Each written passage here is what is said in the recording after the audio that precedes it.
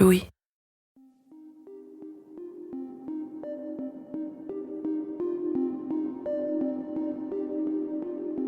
Chaque semaine, nous pénétrons dans la jungle des émotions.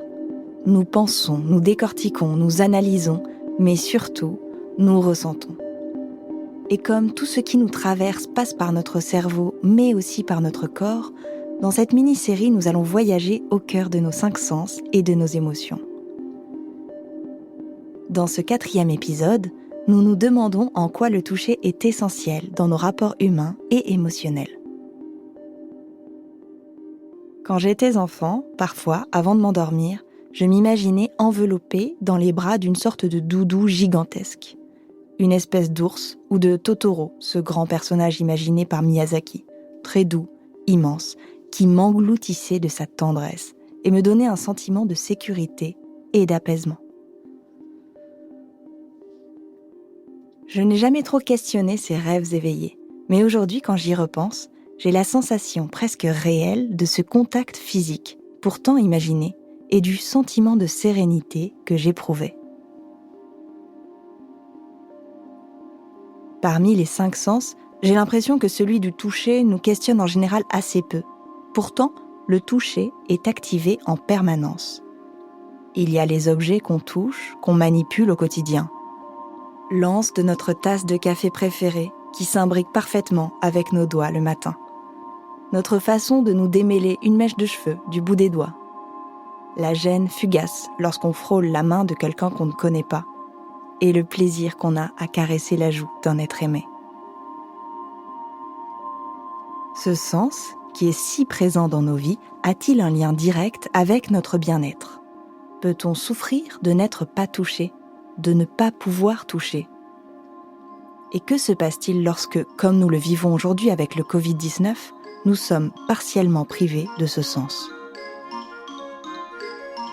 Je suis Brune Bottero, bienvenue dans Émotions.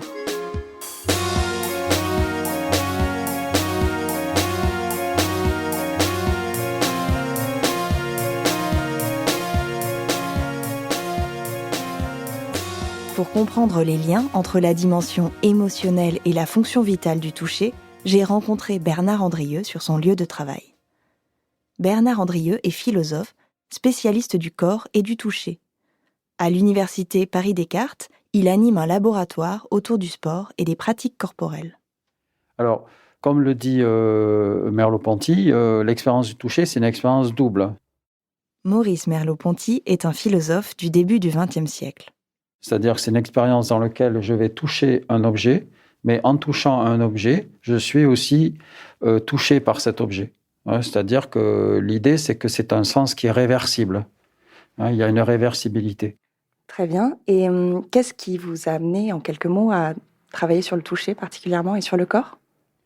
Alors, de point de vue biographique, ça vient du fait que je suis prématuré et que donc j'ai vécu une situation de non-touché à la naissance, puisque dans les années 60, on était séparés du corps de la mère. Et donc, je me suis intéressé à la question de qu'est-ce qui se passait pour un enfant à partir du moment où il n'était pas touché à la naissance. Est-ce que ça allait altérer sa relation aux autres, au monde, et aussi la confiance qu'il pouvait avoir dans sa propre expérience.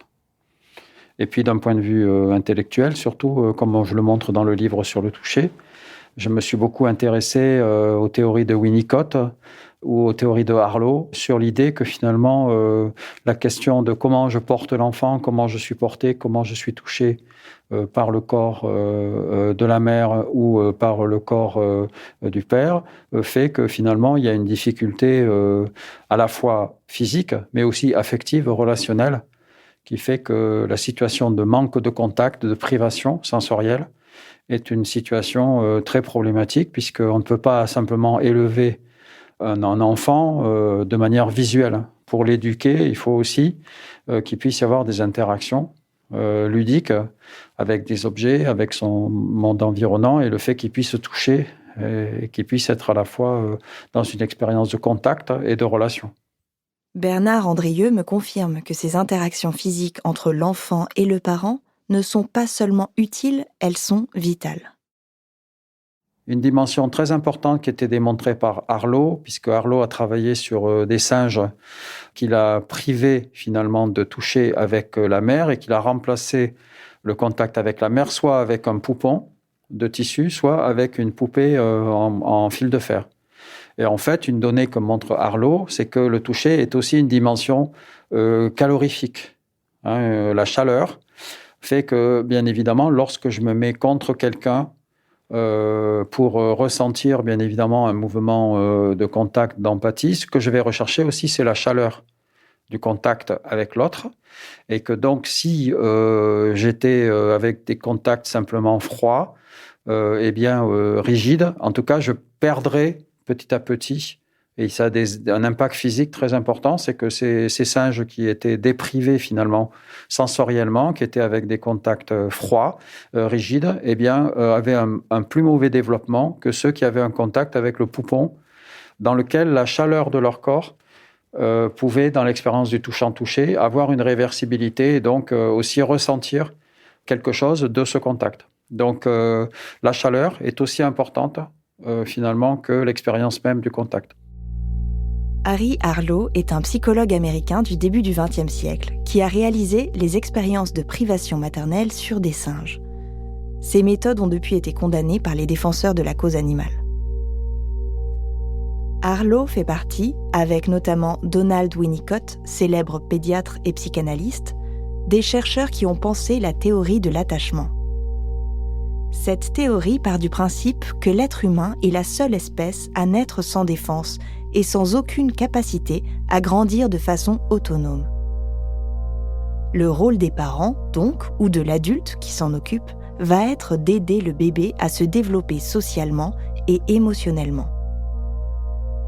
Pour ce bon développement, l'attachement de l'adulte donneur de soins à l'enfant est indispensable. De cet attachement dépend, en quelque sorte, la survie de l'humanité. Mais qu'est-ce qui se joue précisément lorsqu'on touche quelqu'un ? Comment l'émotion, positive ou négative, naît-elle du contact physique entre les humains ?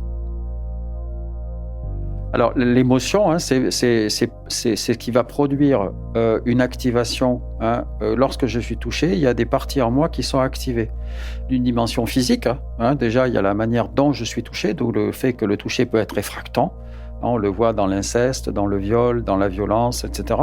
C'est-à-dire que là, il va y avoir un impact physique, une trace physique qui peut être une trace mnésique. Et bien évidemment, il va y avoir une sorte de rémanence. C'est-à-dire, qu'est-ce que c'est que la rémanence ? C'est que le souvenir de se toucher va rester impacté comme quelque chose, comme étant une catégorie sensorielle à partir de laquelle je vais juger de tous les autres touchés. Donc, bien évidemment, la manière dont j'ai été touché ou la manière dont j'ai touché va me servir de cartographie pour pouvoir justement évaluer la manière dont les autres me touchent et la manière dont je vais moi-même me toucher les gens. Donc, il y a une activation, première dimension, et il y a aussi une résonance. C'est-à-dire que je ne sais pas, lorsque je vous touche, là, je ne sais pas ce que je produis en vous. Donc, le toucher est une expérience paradoxale, puisque je touche autrui, je produis des émotions en lui, mais je suis incapable d'évaluer pour moi-même, sauf par empathie, l'impact de ce toucher. Le toucher, c'est un don. C'est un don. Je donne quelque chose à quelqu'un. Quand je touche quelqu'un, je lui donne quelque chose dont je ne connais pas l'effet. Ce qui est paradoxal. Puisque dans la parole, je peux échanger, je peux communiquer, on peut discuter. Dans le toucher, de quoi on pourrait discuter ? Qu'est-ce qui se passerait si on nous retirait cette possibilité de don du toucher ? C'est-à-dire que, on le voit aujourd'hui dans les EHPAD, l'absence de contact physique avec des personnes âgées derrière des vitres sans véritablement un contact chaleureux, un échange, fait qu'il y a une carence. Voilà, il y a une carence physiologique qui fait que le déclenchement, notamment des hormones du plaisir, comme la dopamine, etc., fait que bien évidemment on va pas pouvoir ressentir de l'intérieur le contact d'autrui. Et donc ça nuit véritablement à la fois à la construction de la socialisation chez l'enfant, mais aussi au maintien de cette socialisation. C'est-à-dire qu'aujourd'hui, les gens sont de plus en plus isolés derrière des écrans. Et l'écran ne suffit pas pour avoir une relation humaine. Il faut aujourd'hui revenir au contact, au toucher, avec toutes les précautions qu'il faut, bien évidemment, par un temps de Covid. Mais pour autant, le besoin d'être en contact physique avec les gens fait qu'il y a un langage corporel. C'est ce que j'ai essayé d'expliquer justement dans Sentir son corps vivant. Le toucher, ça me permet de sentir que j'ai un corps vivant et pas simplement un corps virtuel. Il y a la dimension physique, physiologique, mais la dimension émotionnelle est aussi énormément touchée. Voilà, la dimension émotionnelle est importante puisque l'émotion, c'est pas simplement la jouissance sexuelle. Je veux dire, c'est pas simplement quelque chose qui serait de l'ordre du plaisir organique. L'émotion, c'est aussi le fait que je vais me construire au fur et à mesure de mes expériences tactiles avec les autres une échelle esthésiologique qui fait que je vais lier tel toucher à telle émotion. Quand vous faites ce parallèle entre une émotion et un toucher, ça me fait penser tout de suite justement au rapport au petit bébé ou au rapport de manque quand... moi, c'est très personnel, mais quand je suis séparée, ma fille a 3 ans maintenant, mais quand elle était plus petite et que j'étais séparée d'elle un petit moment, j'avais le manque de son poids dans mes bras. D'accord. Et les personnes qui nous manquent, les personnes disparues ou qu'on ne voit plus, ce qui manque en général, c'est l'étreinte, cette sensation-là. Je ne sais pas si c'est pareil pour tout le monde, mais est-ce qu'il y a quelque chose d'assez universel dans ce manque-là, dans ce qu'on met de l'amour des autres, dans ce manque physique ? Il faut se rappeler que le corps est une dimension physique. Donc, il y a la gravité, il y a l'étreinte et il y a la question de l'abandon, qu'on appelle l'abandon corporel dans les bras de l'autre. D'habitude, on est dans le contrôle. C'est-à-dire, on va contrôler la totalité du contact, tandis que dans l'abandon, tout le poids du corps va être porté sur le corps de la mère, par exemple, ou sur le corps du partenaire. Et notamment, on le voit dans les situations d'endormissement, où les gens vont se coller les uns contre les autres pour vraiment s'abandonner dans le corps de l'autre. C'est le moment justement où le corps peut avoir un toucher de toutes les parties parce que le toucher, c'est pas simplement la main, c'est aussi toutes les parties du corps. Et donc, se mettre sur l'autre, s'abandonner physiquement sur l'autre dans une expérience gravitaire, c'est fondamental puisque c'est ce poids justement qui va donner de la surface, du volume et aussi qui va apporter une sorte d'information. C'est comme si on crée une sorte de courbe interne par le poids de l'autre. Vous voyez, c'est-à-dire qu'il y a une sorte d'empreinte sensorielle qui va rester. Et donc, c'est cette empreinte sensorielle dont nous souffrons justement dans la dimension du manque tactile. Est-ce que vous avez des théories sur ce que ça peut provoquer sur notre santé mentale à long terme, ce manque-là ?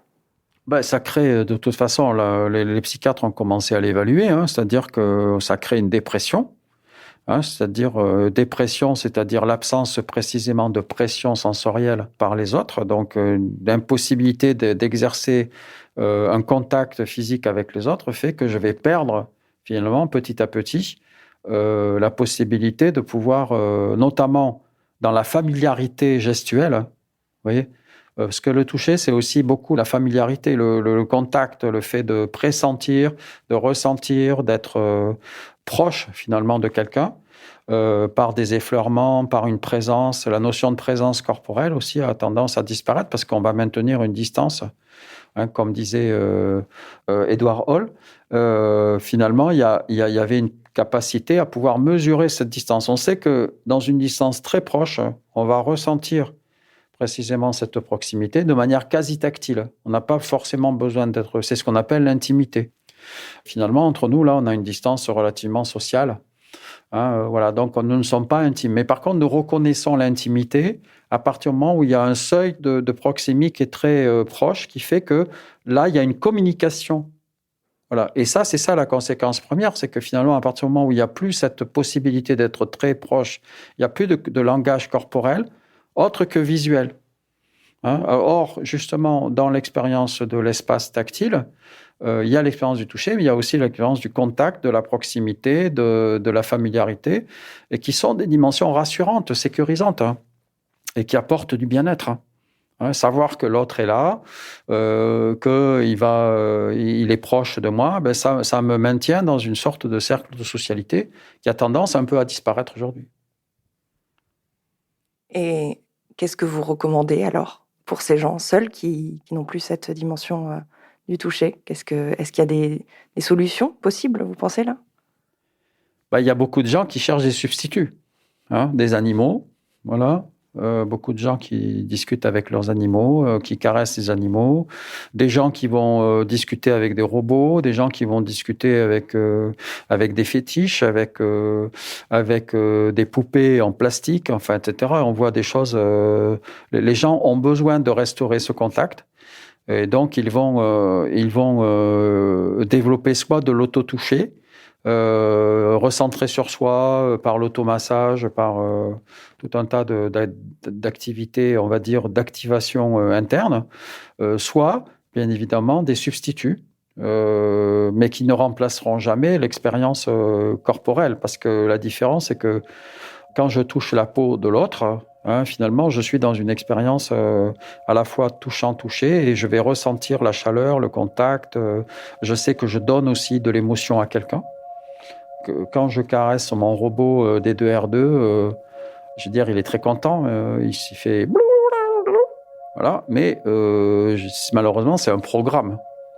En tout cas, le problème, c'est d'arriver à penser peut-être que dans cette période de Covid, le toucher, c'est pas simplement le fait de toucher physiquement les gens, c'est aussi être en contact. Et que donc peut-être qu'on peut retravailler cette question de la distance, qui est en faisant une différence entre la distanciation sociale et la distanciation physique.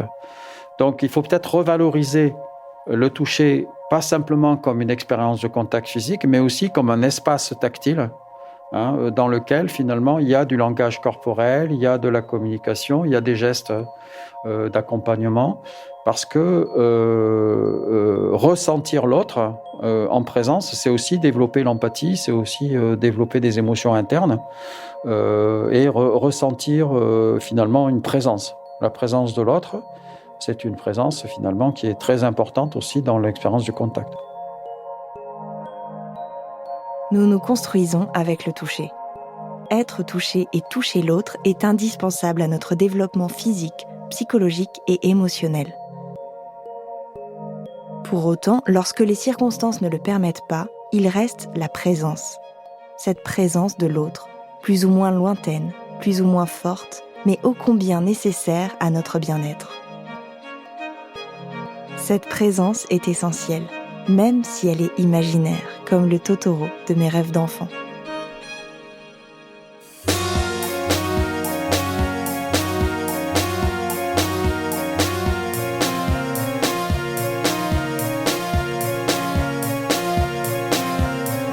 Vous venez d'écouter Émotion, un podcast de Louis Média. Pour cet épisode, j'ai interviewé Bernard Andrieux, philosophe et professeur à l'Université de Paris-Descartes. Il a écrit de nombreux ouvrages, dont Sentir son corps vivant et Toucher, se soigner par le corps. Dans le prochain épisode de cette mini-série sur les 5 sens, nous évoquerons le goût et la naissance de l'émotion dans l'expérience gustative. Maude Benakcha est la chargée de production d'Émotion. Cet épisode a été réalisé par Marine Kéméré, mixé par Jean-Baptiste Aubonnet, qui a également fait la prise de son, et Nicolas Degélis a composé le générique d'Émotion. La composition musicale a été créée par Marine Kéméré et Nicolas Vert. Ce podcast est également rendu possible grâce à Maureen Wilson, responsable éditoriale, Marion Girard, responsable de production, Mélissa Bounoua, directrice des productions, et Charlotte Pudlowski, directrice éditoriale. Émotion, c'est un lundi sur 2, là où vous aimez écouter vos podcasts.